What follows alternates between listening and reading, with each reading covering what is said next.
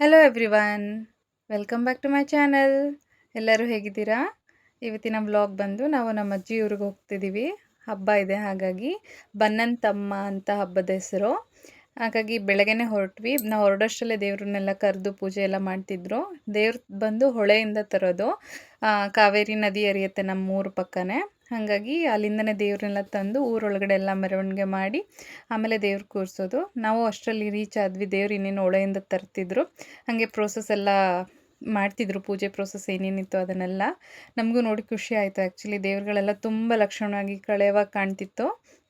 ಹಾಗೆ ನಮ್ಮ ಅಣ್ಣನ ಮಕ್ಕಳು ಟಮಟೆದು ಒಂದು ಸ್ವಲ್ಪ ಟ್ರೈ ಮಾಡೋಣ ಅಂತ ಮಾಡ್ತಿದ್ರು. ಅದು ಕೂಡ ಆ್ಯಡ್ ಮಾಡಿದ್ದೆ ವಿಡಿಯೋ ಕ್ಲಿಪ್ಪಲ್ಲಿ, ಚೆನ್ನಾಗಿ ಬರುತ್ತೆ ಅಂತ.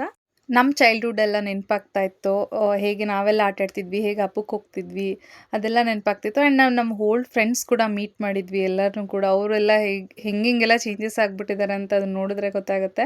ಆ್ಯಂಡ್ ಎಲ್ಲರೂ ಹಬ್ಬಕ್ಕೆ ಬಂದಿದ್ದರು. It was actually happy and fun moment ಕೂಡ. ಎಲ್ಲ ಒಬ್ರಿಗೊಬ್ರು ನೋಡಿ ಎಷ್ಟು ಚೇಂಜಸ್ ಅನಿಸುತ್ತೆ, ಆವಾಗ ಹೇಗಿದ್ವಿ ಇವಾಗ ಹೇಗಿದ್ವಿ ಅಂತ.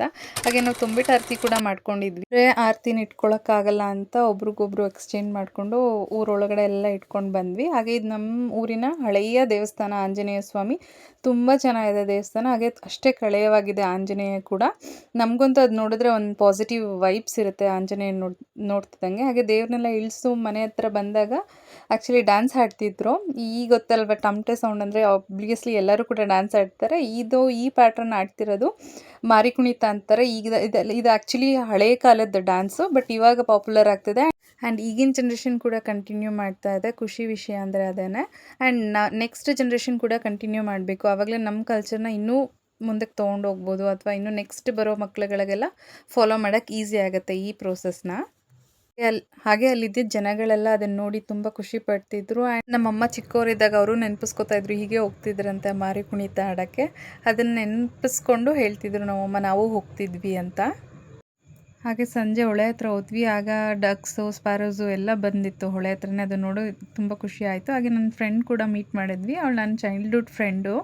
ಹಾಗೆ ಮಕ್ಕಳೆಲ್ಲ ಸ್ವಿಮ್ಮಿಂಗ್ ಮಾಡ್ತೀನಿ ಅಂತ ಅಂದರು. ಸರಿ ಆಯಿತು ಅಂತ ಪರ್ಮಿಷನ್ ಕೊಟ್ವಿ. ಹಾಗೆ ಅಡುಗೆ ಎಲ್ಲ ರೆಡಿ ಆಗಿತ್ತು. ರೆಡಿ ಆಗಿದ್ದನ್ನು ದೇವ್ರ ಹತ್ರ ತೊಗೊಂಡೋಗಿ ಕೊಡಬೇಕು, ಎಡೆ ಕೊಡೋದು ಅಂತ ಹೇಳ್ತಾರೆ. ಯಾವುದೇ ಥರ ಊಟ ಮಾಡ್ದಿರ ಫಸ್ಟೇ ದೇವ್ರಿಗೆ ತೊಗೊಂಡೋಗಿ ಕೊಡೋದು. ಅದನ್ನು ಕೊಟ್ಬಿಟ್ಟು ಊಟ ಮಾಡಿಸ್ಕೊಂಡು ಪೂಜೆ ಮಾಡಿಸ್ಕೊಂಡು ಬರೋದು. ಇದೊಂದು ಪದ್ಧತಿ. ಇದನ್ನು ಸುಮಾರು ವರ್ಷದಿಂದ ಮಾಡ್ಕೊಂಡು ಬಂದಿದ್ದಾರೆ. ಆ್ಯಂಡ್ ದೇವರು ಕೂಡ ತುಂಬ ಚೆನ್ನಾಗಿ ಕಾಣಿಸ್ತಿತ್ತು ಸಂಜೆ ಪೂಜೆ ಆದಮೇಲೆ. ಹಾಗೆ ಸಂಜೆ ಒಂದು ಸಲ ಒಂದು ರೌಂಡ್ ಹೋಗೋಣ ದೇವಸ್ಥಾನಕ್ಕೆ, ಪೂಜೆ ಎಲ್ಲ ಮಾಡ್ಕೊಂಡು ಬರೋಣ ಅಂತ ಹೊರಟ್ವಿ. ಫ್ಯಾಮಿಲಿ ಎಲ್ಲ ಒಟ್ಟಿಗೆ ಹೋದ್ವಿ. ಫ್ಯಾಮಿಲಿ ಎಲ್ಲ ಒಟ್ಟಿಗೆ ಹೋಗೋದೇ ಖುಷಿ. ಆ್ಯಕ್ಚುಲಿ ನಮ್ಮಮ್ಮ ಮತ್ತು ಅವ್ರ ಫ್ರೆಂಡ್ಸ್ಗಳೆಲ್ಲ ಕೂಡ ಬಂದಿದ್ದರು. ಅದು ತುಂಬ ಖುಷಿ ಆಯಿತು. ಆ್ಯಂಡ್ ನಮ್ಮಮ್ಮನೂ ಕೂಡ ಖುಷಿಯಾಗಿದ್ದರು. ಇದು ಅವರ ಅಮ್ಮನ ಮನೆ ಆದ್ದರಿಂದ ಅವ್ರ ಫ್ರೆಂಡ್ಸ್ಗಳು, ಅವ್ರ ರಿಲೇಟಿವ್ಸ್ಗಳೆಲ್ಲ ತುಂಬ ಬಂದಿದ್ದರು. ಹಾಗಾಗಿ ನಮ್ಮಮ್ಮ ಹೇಳ್ತಿದ್ರು, ನನ್ನ ಮಗಳು ವ್ಲಾಗ್ ಮಾಡ್ತಿದ್ದಾಳೆ, ಫಾಲೋ ಮಾಡಿ, ಸಬ್ಸ್ಕ್ರೈಬ್ ಮಾಡಿ ಅಂತ ಅವರು ಕೇಳ್ಕೊತಿದ್ರು. ಅದು ಆ್ಯಕ್ಚುಲಿ ಫನ್ ಆಗಿತ್ತು ಕೂಡ, ಒಂಥರ ಖುಷಿ ಕೂಡ ಇತ್ತು. ಆ್ಯಂಡ್ ಈವ್ನಿಂಗ್ ಅದರಿಂದ ಎಲ್ಲ ಲೈಟಿಂಗ್ಸ್ ಎಲ್ಲ ಹಾಕಿದ್ರು. ಹಬ್ಬ ಅಂದ್ರೆ ಹಾಗೆ ಅಲ್ವಾ, ಲೈಟಿಂಗ್ಸ್ ಎಲ್ಲ ಹಾಕಿದ್ರೆ ಒಂದು ಫೆಸ್ಟಿವಲ್ ವೈಬ್ಸ್ ಬರೋದು. ಹಾಗಾಗಿ ಅಕ್ಕ ಫ್ರೆಂಡ್ಸು, ಅವಳು ಅವ್ರದ್ದೇ ಒಂದು ಗ್ಯಾಂಗ್ ಮಾಡಿಕೊಂಡು ಅವ್ರ ಜೊತೆ ಸೇರಿಕೊಂಡ್ಳು. ಆ್ಯಕ್ಚುಲಿ ಈ ಸ್ಕೂಲ್ ಬಂದು ನಮ್ಮ ಊರಿನ ಸರ್ಕಾರಿ ಶಾಲೆ. ಆ್ಯಕ್ಚುಲಿ ನಮ್ಮಮ್ಮ ಓದಿದ್ದು ಇದೇ ಸ್ಕೂಲಲ್ಲಿ. ಅವರು ಹಾಗಾಗಿ ಆ ಸ್ಕೂಲ್ ಬಗ್ಗೆ ಹೇಳಕ್ಕೆ ಸ್ಟಾರ್ಟ್ ಮಾಡಿದ್ರು. ಇದೊಂದು almost 100 years old school. Up to 7th ಸ್ಟ್ಯಾಂಡರ್ಡ್ವರೆಗೂ ಅವ್ರು ಇಲ್ಲಿ ಓದಿದ್ದು. ಇಲ್ಲಿ ಆದಮೇಲೆ ಅವರು ನೆಕ್ಸ್ಟ್ ಟೌನ್ಗೆ ಹೋದ್ರು, ಅವ್ರು 10th ಸ್ಟ್ಯಾಂಡರ್ಡ್ನ ಕಂಪ್ಲೀಟ್ ಮಾಡೋಕ್ಕೆ. ಹಾಗಾಗಿ ಅದ್ರ ಬಗ್ಗೆ ಎಲ್ಲ ಹೇಳ್ತಿದ್ರು. ಆ್ಯಕ್ಚುಲಿ ಇನ್ನೂ ಸ್ಕೂಲ್ ಕಂಟಿನ್ಯೂ ಆಗ್ತಿದೆ, ಅದೇ ಖುಷಿ ವಿಷಯ. ಸರ್ಕಾರಿ ಶಾಲೆಗಳೆಲ್ಲ ಹೀಗೆಲ್ಲ ಕಮ್ಮಿ ಅಲ್ವಾ, ಈಗೆಲ್ಲ ಆ್ಯಕ್ಚುಲಿ ಇಂಗ್ಲೀಷ್ ಮೀಡಿಯಮ್ ಅಥವಾ ಇಂಗ್ಲೀಷ್ ಶಾಲೆಗಳೇ ಜಾಸ್ತಿ ಆಗಿರೋದ್ರಿಂದ ಈ ಸರ್ಕಾರಿ ಶಾಲೆಗಳು ಸ್ವಲ್ಪ ಕಮ್ಮಿನೇ. ಬಟ್ ಸ್ಟಿಲ್ ಆ ಸ್ಕೂಲ್ ಮೇಂಟೆನೆನ್ಸ್ ಎಲ್ಲ ತುಂಬ ಚೆನ್ನಾಗಿ ಮಾಡಿದ್ದಾರೆ. ಆ್ಯಂಡ್ ಈಗಲೂ ಕೂಡ ಮಕ್ಳುಗಳು ಹೋಗ್ತಿದ್ದಾರೆ ಆ ಶಾಲೆಗೆ. ಆ್ಯಂಡ್ ನಾವೆಲ್ಲ ಮುಗಿಸ್ಕೊಂಡು ಒಂದು ಗ್ಯಾಂಗು ಒಂದು ಟಾಕ್ ಎಲ್ಲ ಆಯಿತು. ನೆಕ್ಸ್ಟ್ ಡೇ ಈವ್ನಿಂಗು ದೇವ್ರನ್ನ ಮತ್ತೆ ಹೊಳೆಗೆ ಬಿಡ್ತಾರೆ. ಹಾಗಾಗಿ ಹೊಳೆಗೆ ಬಿಡಬೇಕಾದ್ರೆ ಮತ್ತೆ ಊರಿನ ಜನಗಳು ಎಲ್ಲ ಸೇರಿ ಮತ್ತು ಕೆಲವೊಂದು ಪೂಜೆ ಪ್ರೋಸೆಸ್ಗಳಿರುತ್ತೆ, ಅದನ್ನೆಲ್ಲ ಮುಗಿಸ್ಕೊಂಡು ಹೊರಡ್ತಾ ಇದ್ದಾರೆ. ಹಾಗೆ ದೇವರು ಹೊರಡಬೇಕಾದ್ರೆ ಎಲ್ಲ ಜನಗಳು ಬಂದು ಮಧ್ಯ ಮಲ್ಕೋತಾರೆ. ಯಾವುದೇ ನೆಗೆಟಿವ್ ಎನರ್ಜಿ ಇದ್ದರೆ ರಿಮೂವ್ ಆಗುತ್ತೆ. ಮತ್ತು ದೇವ್ರನ್ನ ಬಿಡಬೇಕಾದ್ರೂ ಕೂಡ ಊರಲ್ಲೆಲ್ಲ ಮೆರವಣಿಗೆ ಮಾಡಿ ಬಿಡೋದು. ಹಾಗಾಗಿ ಪ್ರತಿಯೊಂದು ಮನೆ ಹತ್ರನೂ ಹೋಗುತ್ತೆ.